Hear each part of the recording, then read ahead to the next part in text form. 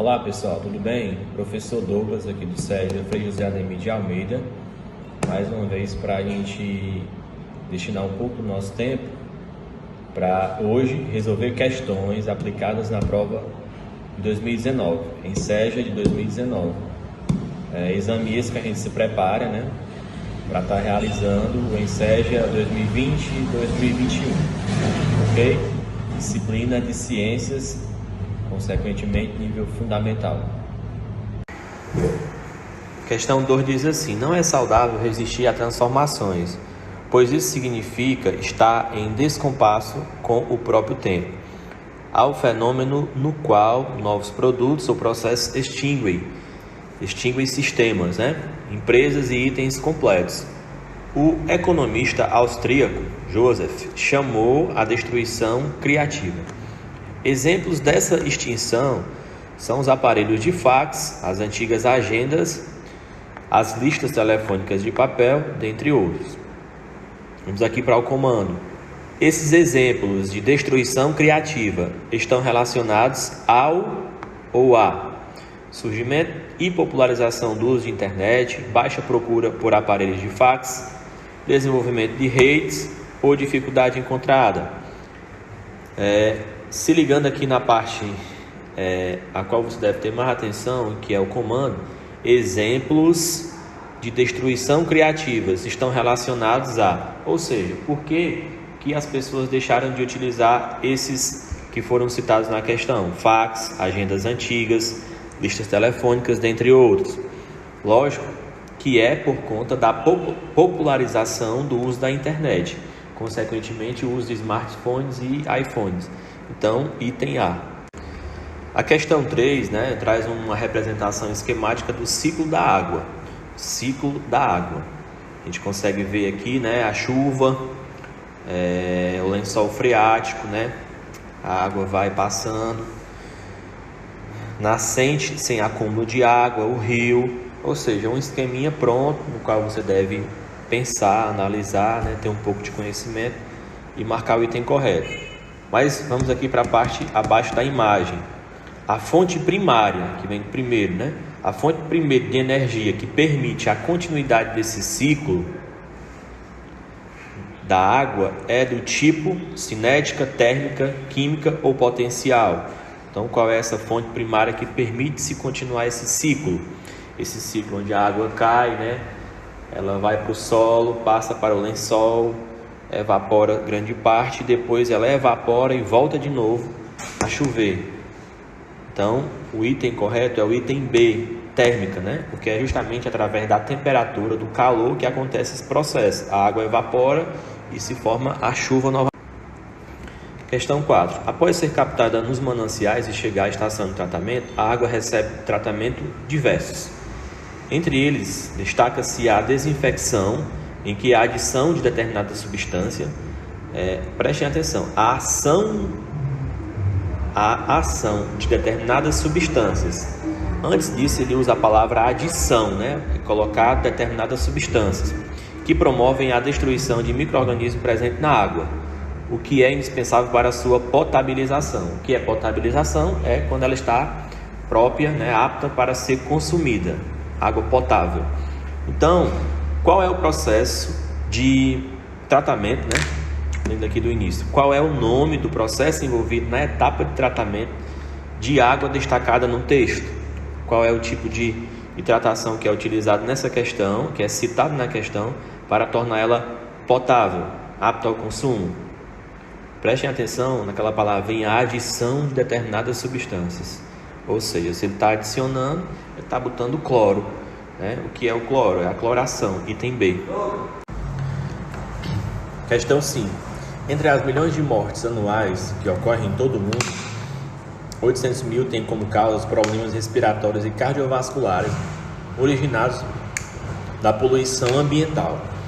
Como estratégia para minimizar esses males, sugere-se a utilização de medidas que possibilitem aumentar a umidade relativa do ar, especialmente nos locais que tem aglomeração e também nas casas, Essa medida preventiva pode ser realizada com a utilização de qual tipo de aparelho? Ora, se para isso diminuir tem que aumentar a umidade relativa do ar, que a umidade relativa do ar é a quantidade de água presente no ar, mesmo a gente não vendo, né? E a quantidade máxima que poderia existir. Filtradores não, aquecedores também não, refrigeradores, só sobram vaporizadores de ar. O combate ao mosquito transmissor do vírus da dengue é um problema de saúde pública no Brasil. O uso de inseticidas em larga escala é discutido com cautela pelos cientistas, no que se refere a questões biológicas. Então, está se tratando de questões biológicas, né? Ele usa o mosquito, né? Mas vejam ao que ele se refere. Então, vamos para os itens.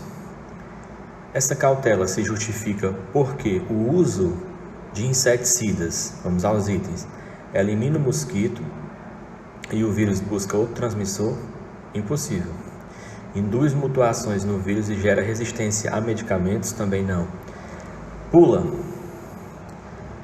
Item D. Aumenta a intensidade da infecção viral e agrava o quadro dos doentes? Também não. Sobrando o item C, que é a opção correta. Seleciona mosquitos resistentes e torna esse combate ineficiente. Questão 7. Algumas plantas têm sementes aladas, cujas asas são uma expansão de tecido vegetal da semente. Aí vocês veem um exemplo na imagem. Essas sementes são dispersadas principalmente pela água, pelo vento, pelos animais ou pela própria planta. Quando ele diz dispersadas, é jogadas, arremessadas, né? E aí, qual o item correto? Voltando aqui à questão, ele diz: algumas plantas têm sementes aladas. E o que são aladas? São sementes que apresentam forma e estrutura para serem jogadas pelo vento longe de onde elas são reproduzidas, justamente para não combater a sua reprodução com a sua mãe, certo? E assim aumentarem suas plantações. Me dê um exemplo: o ipê amarelo, o dente de leão, a tipuana, dentre outros. Questão 7. Algumas plantas têm sementes aladas, cujas asas são uma expansão de tecido vegetal da semente. Aí vocês veem um exemplo na imagem. Essas sementes são dispersadas principalmente pela água, pelo vento, pelos animais ou pela própria planta. Quando ele diz dispersadas, é jogadas, arremessadas, né? E aí, qual o item correto? Voltando aqui à questão, ele diz: algumas plantas têm sementes aladas. E o que são aladas? São sementes que apresentam forma e estrutura para serem jogadas pelo vento longe de onde elas são reproduzidas, justamente para não combater a sua reprodução com a sua mãe, certo? E assim aumentarem suas plantações. Me dê um exemplo: o ipê amarelo, o dente de leão, a tipuana, dentre outros. Questão 8 é grande, vamos ler ela aqui.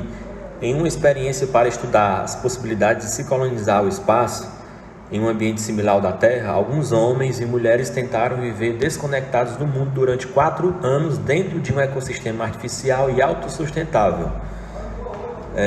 Foram reproduzidos vários biomas com milhares de espécies de animais e vegetais que viviam diversas relações ecológicas.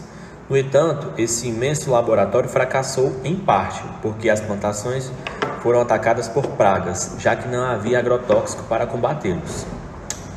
É isso aí, se era fechado, né, não tinha como levar nenhum tipo de agrotóxico.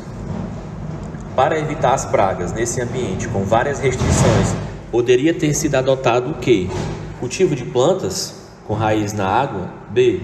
Reprodução dos vegetais por mudas? C. Controle biológico de populações? Ou D. Plantação conjunta com leguminosas? Ora, se as pragas estavam acabando com parte do ecossistema, a plantação, e lá não podia entrar inseticidas, a única maneira era utilizar predadores, né? O que é isso?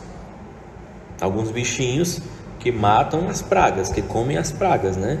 Então isso é chamado de controle biológico de populações, quando há esse controle.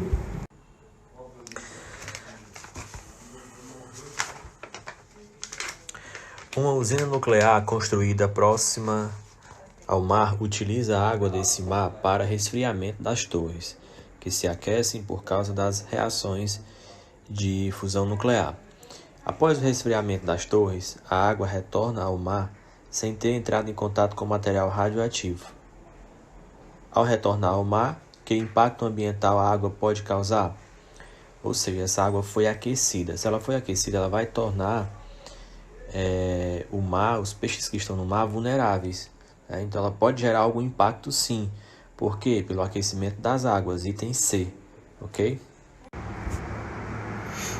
Questão 11. O gráfico registra uma pesquisa feita em todas as regiões do Brasil em 2 períodos distintos. Foram considerados os parâmetros peso e altura de crianças de 5 a 9 anos de idade para calcular percentuais de indicadores déficit de altura e obesidade. Aí está o gráfico masculino e feminino, tanto o déficit de altura como também a obesidade. O déficit de altura em 89, por exemplo, masculino era 14,7, das mulheres, feminino 12,6, isso em 89, enquanto em 2009 dos homens 7,2, mulher 6,3. O que mais se destaca aí, é a questão do crescimento, obesidade, é o número mais alto que está aí no gráfico, A gente já nota logo a obesidade em 2009 nos homens, mas sem tirar nenhuma conclusão, só fazendo referência aos dados, a gente vai para as questões para ver o que está dizendo e assim chegar à conclusão qual item que melhor representa o gráfico acima. Vamos lá. Em relação a esses 2 parâmetros, os indicadores do gráfico registram que, então ele quer um item que represente melhor o gráfico. Por isso que é importante sua interpretação, você analisar e ir eliminando item por item e assim chegar à conclusão. Os meninos apresentam o mesmo aumento de obesidade que as meninas? É só olhar, a obesidade, homem e mulher, não é igual.